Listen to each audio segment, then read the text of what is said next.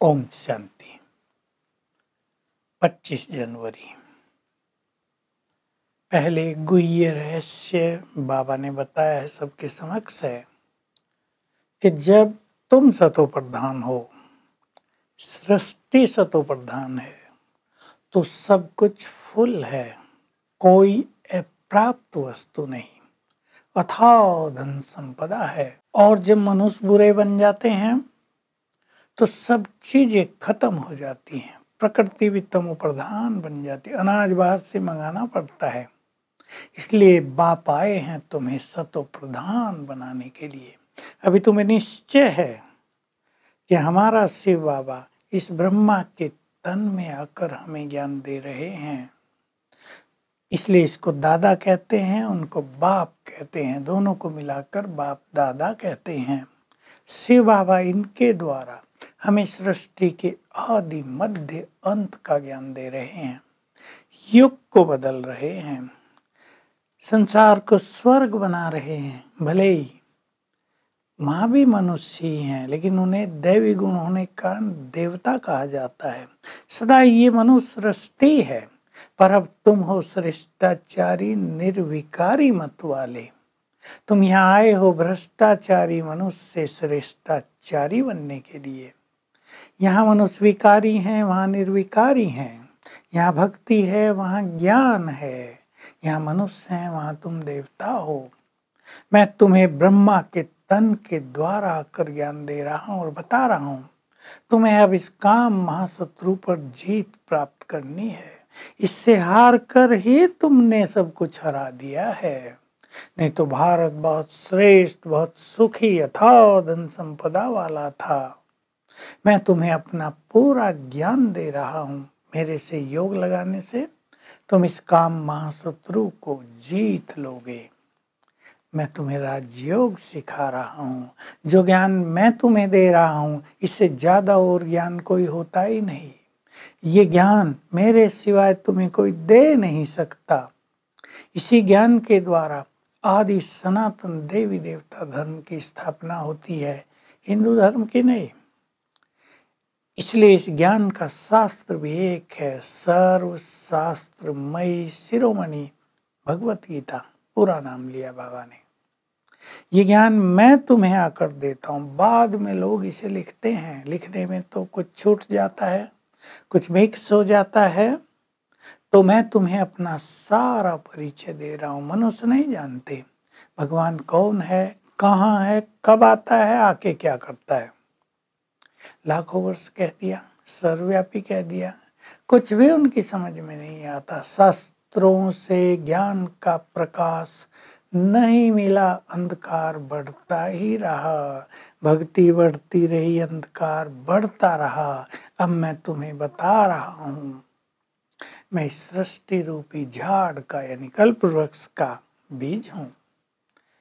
बीज की ही सबसे ज्यादा महिमा है, इसलिए मंदिर भी मेरे ही सबसे ज्यादा हैं। शिव के मंदिर सबसे ज्यादा, पहले पहले मंदिर ही शिव के बने थे, बाद में लक्ष्मी नारायण के बने, श्री कृष्ण राम के बने और फिर देवियों के बने। ये क्रम चला भक्ति का। तो बाबा कह रहे हैं, मैं बीज, मेरे से जो पत्ते निकले उनकी बहुत महिमा हुई। राधे कृष्ण निकले, लक्ष्मी नारायण बने, वही राम सीता हुए, अनेक देवी देवता हुए, उनकी भी बहुत पूजा होती रही। तो मैं क्या हूँ? सत्य हूँ, चित्त हूँ, आनंद का सागर हूँ, मैं बहुत सूक्ष्म हूँ, मेरे में ही सारा ज्ञान है। इसलिए मुझे ही ज्ञान का सागर कहेंगे, मेरे अलावा कोई ज्ञान का सागर नहीं है। मैं इस ब्रह्मा के तन में बैठा हूँ तुम्हारे सामने और तुम्हें ज्ञान दे रहा हूँ, तुम्हारा श्रृंगार कर रहा हूँ, तुम्हें इस काम महाशत्रु पर कैसे विजय मिले ये सिखा रहा हूँ। मैं भी गुप्त हूँ, ये ज्ञान भी गुप्त है, और मैं जो देवी देवता धर्म की स्थापना कर रहा हूँ वो भी गुप्त रूप से कर रहा हूँ। इसलिए बहुत लोग मुझे जान नहीं पाते। फिर बाबा कह रहे, देखो भारत में कन्याओं की पूजा होती है क्योंकि वो पवित्र होती हैं। कुमार भी तो पवित्र होते हैं, कुमारों की पूजा नहीं करते। क्यों? क्योंकि बाबा ने पहले पहले ज्ञान आकर माताओं को दिया है, कलश दिया है, और मातृशक्ति बहुत पवित्र बने हैं, संख्या उनकी ज्यादा है, इसलिए भक्ति में भी उनकी पूजा करते हैं। हालांकि मैं इस पुरुष तन में आया हूँ, ये ब्रह्मा पुरुष है, इसकी आत्मा भी इस तन में बैठी है और मैं भी आकर बैठ गया हूँ। यही ब्रह्मपुत्रा है, सबसे बड़ी ज्ञान की नदी। वो भगवान को ब्रह्म कह देते हैं तो ब्रह्मपुत्रा नाम रख दिया है। गंगा को पतित पावनी कहते हैं, पर एक्चुअली पतित पावनी कहना चाहिए ब्रह्मपुत्रा को। सबसे बड़ी नदी है, कलकत्ता की तरफ सागर में जाकर मिलती है।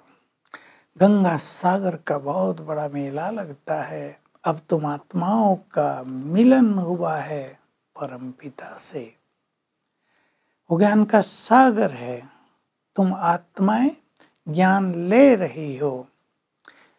लोगों ने शास्त्रों में बहुत गड़बड़ कर दी, लाखों वर्ष लिख दिया, तो लाखों वर्ष में कल्प वृक्ष के पत्ते कितने हो जाते, 5000 वर्ष में ही कितने करोड़ हो गए हैं, गिनती भी नहीं कर सकते। लाखों वर्ष की तो किसको स्मृति भी नहीं रहेगी। इसलिए बाबा ने हर युग की आयु लिखा दी है कि सब युगों की आयु 1250 वर्ष है, और ये है अब संगम युग। फिर बाबा कह रहे देखो विज्ञान का सबसे बड़ा चमत्कार है एटम बम, जिनसे महाविनाश हो जाता है। तो जो बनाने वाले हैं उनको कल पहले का भी ज्ञान बुद्धि में है, अब वो इमर्ज होता रहता है और वो बॉम्ब्स बनाते रहते हैं। बाकी ऑस्ट्रेलिया, जापान, अमेरिका आदि सतयुग में नहीं होंगे। वरदान: जिम्मेदारी संभालते हुए आकारी स्थिति और फरिश्ते स्वरूप की स्थिति का अनुभव कराने वाले साक्षात्कार मूर्त बनो।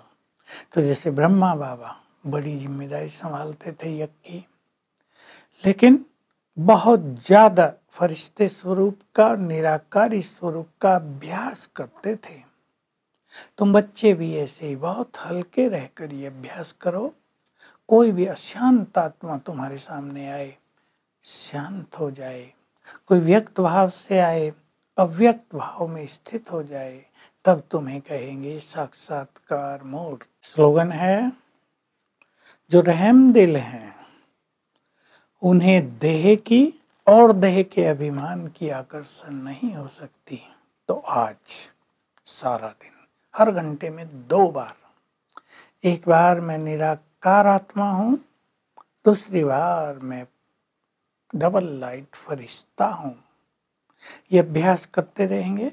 आत्मा बनकर परम धाम में जाएंगे, फरिश्ता स्वरूप धारण करके सूक्ष्म वतन में जाएंगे, बाबा से बातें करेंगे।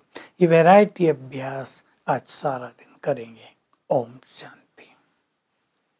To watch Peace of Mind channel videos on YouTube, subscribe us on youtube.com/tvpeaceofmind. Just a click for a peaceful life.